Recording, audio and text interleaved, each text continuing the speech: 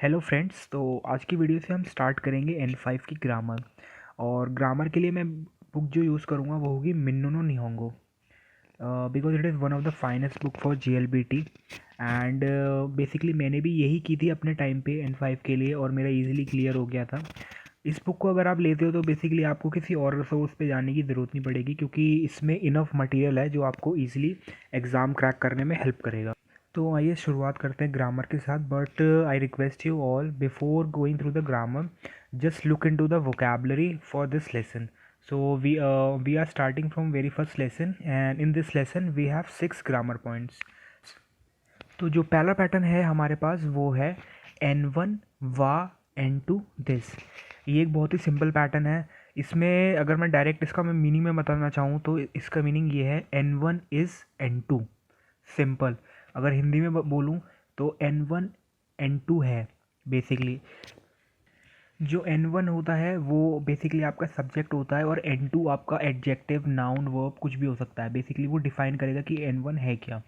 तो अगर मैं इसके कुछ एग्जांपल लूँ तो पहला एग्जांपल है, जैसे मैं अगर मैं बोलूँ आई एम माइकल, तो इसको अगर मैं जापानीज़ में बोलना चाहूँ तो मैं ऐसे बोलूँगा वाता शिवा माइकल देस। अगर एक और एग्जांपल लेते हैं हम, वाता शिवा अमेरिका जिन दिस। इसको मैं नॉर्मल इंग्लिश में बोलूँगा तो कैसे बोलूँगा, आई एम फ्रॉम अमेरिका, या I am American, basically a citizen of America. अगर इसको बेसिकली आप यहाँ देख रहे होंगे मैंने अमेरिका के आगे जिन लगाया, तो बेसिकली अगर हम कंट्री के आगे जैसे जिन लगा देते हैं तो ये स्पेसिफाई करता है सिटीज़न ऑफ दैट प्लेस। अगर मैं ऐसे बोलूँ अमेरिका जिन, तो सिटीज़न ऑफ अमेरिका मतलब अमेरिका में रहने वाला। इंदो जिन मतलब सिटीज़न ऑफ इंडिया, इंडिया को बोलते हैं इंदो, और आगे अगर मैं जिन लगा दूँ तो इंडियन, सिटीज़न ऑफ इंडिया। इस तरीके से एक और एग्जांपल देख लेते हैं। मिस्टर सातो सान इज सेंसे। मिस्टर सातो सान इज़ अ टीचर।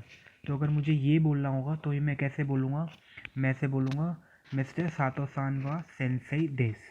अब इसमें जैसे मैंने अब यहाँ बोला है सेंसे के लिए टीचर यूज़ किया है। अब जैपनीज़ में क्या होता है, एक टीचर के लिए एक वर्ड और होता है, वो होता है क्योशी। बट ये बहुत ही इंपॉर्टेंट चीज़ है और इसमें बहुत लोग कंफ्यूज होते हैं। वो क्या होता है कि जब हम अपना इंट्रोडक्शन दे रहे होते हैं, जब हम यूज़ करते हैं क्योशी, like I am a teacher वाताशिवा क्योशी दिस, जब हम यूज़ करते हैं क्योशी। बट अगर कोई और बोल रहा होता है कि लाइक जैसे मैंने एग्जांपल में दिया मिस्टर सातो सान इज़ अ टीचर, तो जब हम यूज़ करते हैं सेंसे, मिस्टर सातो सान इज़ अ टीचर, तो उसको हम जापानीज़ में ऐसे बोलते हैं सातो सान वा सेंसेई देस। इस तरीके से फिर हम दूसरे पैटर्न पे आइए। अब हम दूसरा पैटर्न देखते हैं। दूसरा पैटर्न सिंपल इसका अपोजिट है। दूसरे पैटर्न में है हमारे पास N1 वा N2 जा आरिमासिन। बेसिकली जो जा आरिमासिन होता है वो देश का नेगेटिव फॉर्म होता है। तो इसका अगर मैं इंग्लिश में सिंपल आपको बताऊं तो N1 इज़ नॉट N2, या हिंदी में N1 N2 नहीं है। तो आइए इसके एग्जांपल देख लेते हैं। वाताशिवा माइकल सान जा आरिमासिन मतलब आई एम नॉट माइकल। फिर हम दूसरा एग्जांपल देखते हैं इसका। दूसरा है मारिया सानवा निहोंग जिन जा आरिमासिन। इसका क्या मतलब होगा, इसका ये मतलब होगा मारिया सान जो है वो जापानीज़ नहीं है, he is not a citizen of Japan. एक लास्ट एग्जांपल हम देख लेते हैं इस फॉर्म का। सातो सानवा सेंसेई जा आरिमासेन। इसका ये मतलब हो गया जो मिस्टर सातो सान है he is not a teacher, और हिंदी में अगर मैं बोलूँ मिस्टर सातो सान टीचर नहीं है। जो अब थर्ड ग्रामर पॉइंट है वो हमारा बहुत ही इजी है। ये ग्रामर पॉइंट हम जब यूज़ करते हैं जब हमें किसी से क्वेश्चन पूछना होता है। तो जैसे हमने ऊपर पढ़ा था देश, अगर मैं उस देश के आगे का लगा देता हूँ, जैसे हमने पढ़ा था का लगा देता हूँ, तो वो बन जाता है क्वेश्चन मार्क एक तरीके से। तो जैसे कि अगर मैं इसके जैसे कि इस ग्रामर को अगर मैं इंग्लिश में ट्रांसलेट करूँगा तो ये है, जैसे हम यहाँ पे मेंशन है N1 व N2 दिस का, तो ये हमसे पूछ रहा है इज़ N1 N2, क्या N1 है N2 है, ऐसे। तो आइए इसके कुछ एग्जांपल देखते हैं। तो पहला एग्जांपल है हमारे पास, सातो सानवा सेंसेई देस का। तो इस सेंटेंस का मतलब हो गया, इस मिस्टर सातो अ टीचर। तो इसका आप रिप्लाई अकॉर्डिंगली दे सकते हैं। अगर वो टीचर हैं तो आप इसका रिप्लाई कुछ इस तरीके से दे सकते हैं, हाई सेंसेई देस। और अगर वो टीचर नहीं है तो आप बोल सकते हैं ईए सेंसेई जा आरिमासेन। इसका मतलब हुआ वो टीचर नहीं है। फिर अगला ग्रामर पॉइंट अगर हम देखें तो अगला ग्रामर पॉइंट है हमारे पास मो। तो इसका कैसे होता है, इसकी कैसे स्टेटमेंट बनता है। इसका स्टेटमेंट बनता है इस तरीके से, N1 मो N2 दिस। मो का मतलब होता है, अगर मैं हिंदी में सिंपल सिंपल बोलूँ तो भी, मैं भी या वो भी, उस तरीके से। इंग्लिश में अगर मैं बताऊँ तो N1 इज़ ऑल्सो N2, मतलब N1 भी जो N1 है वो भी N2 है। समझिए। इसका एग्जाम्पल अगर हम देखेंगे जब आपको ज़्यादा क्लियर होगा। तो एग्जाम्पल के लिए हम देखते हैं। तो एग्जाम्पल है हमारे पास पहला, जेम्स व इंजीनियर दिस। इस सेंटेंस का मतलब है जेम्स जो है वो एक इंजीनियर है। अब दूसरी लाइन हम देखते हैं, एंथनी मो इंजीनियर दिस। इसका मतलब है जो एंथनी है वो भी इंजीनियर है। तो ऐसे इसका यूज़ होता है। तो कंप्लीट अगर मैं आपको बताऊं तो पहला था हमारे पास, जेम्स इज़ एन इंजीनियर, मतलब जेम्स इंजीनियर है। फिर हमने मो यूज़ करने के लिए बोला, Anthony is also an engineer. Anthony मो इंजीनियर दिस, इस तरीके से। एक एग्जांपल अगर आप और बताऊं आपको तो, मिरर सान व काईशाइन दिस, गुपुता सानमो काईशाइन दिस। इसका मतलब क्या हुआ इन दोनों लाइनों का। तो पहला लाइन का मतलब ये है, mister Miller is a company employ. Mister जो कि मिस्टर मिलर है कंपनी में काम करते हैं।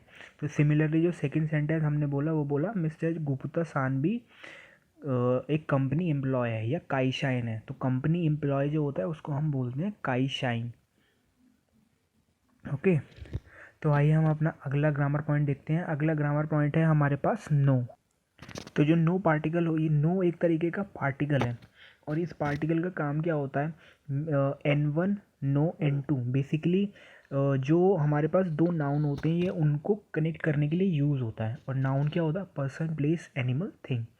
तो नो किस तरीके से यूज़ होता है, नो काफ़ी तरीके से यूज़ हो सकता है, बट जो इस लेसन में हम पढ़ेंगे वो इस तरीके से यूज़ हो रहा है नो। जैसा कि आप ग्रामर में देख रहे होंगे, N1 नो N2, और इसका यहाँ मतलब है इस ग्रामर पॉइंट के अकॉर्डिंगली N2 ऑफ N1। ये आपको एग्जाम्पल देख के ज़्यादा क्लियर होगा। इसका मतलब जैसे कि अगर मैं एक छोटा सा एग्जाम्पल लेना चाहूँ, कोई बंदा है वो इस कंपनी का एम्प्लॉय है, एम्प्लॉय ऑफ दिस कंपनी। तो एग्जाम्पल में जैसे हम, मेरे पास यहाँ है, माइक सानवा ICM नो काईशाइन दिस। तो इस सेंटेंस का हमारा क्या मतलब हो गया, जो माइक सान है वो ICM का एम्प्लॉय है। यहाँ आप फोकस करना ICM एम्प्लॉय। जो मैंने एक सेंटेंस में बोला था, ICM no shine this, ICM no shine, इसका मतलब क्या हो गया, एम्प्लॉय ऑफ ICM, इस तरीके से। तो यहाँ आपको फोकस देना है। तो हम एक एग्जांपल इसका हम और ले लेते हैं। तो एक एग्जांपल है हमारे पास एक और, जेम्स सानवा हार्वर्ड दाइगाकू नो सेकाई।